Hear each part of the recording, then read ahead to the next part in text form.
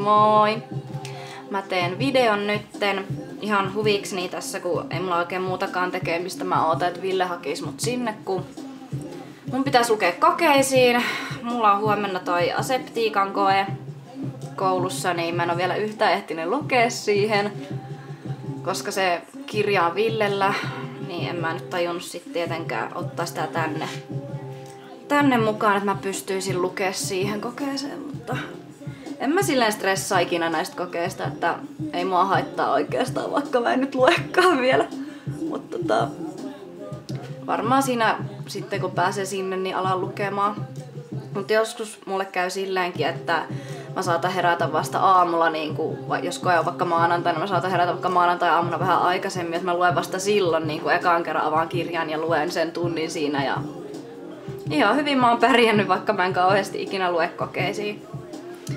Että mä en oo semmonen stressaaja, päinvastoin. Pitäis kyllä välillä varmaan vähän stressata enemmän noista, mutta en mä aina vaan pärjään tälleen. Mut hirveetä musaa taustalla, mä kyllä vaan ihan kukaan jaksa kuunnella tämmöstä varmaan. Sori, nyt tulee tämmönen häiriö, että häät mua häiritsee. Joku vaan vaikka vitsi, mitä mä nyt pistä apua. Mitä mä laitan? Vaikka tuo. Niin. Mistä mä olin puhumassa? Kokeesta. No toisaalta ei mulla nyt oo mitään muuta tähän lisättävää.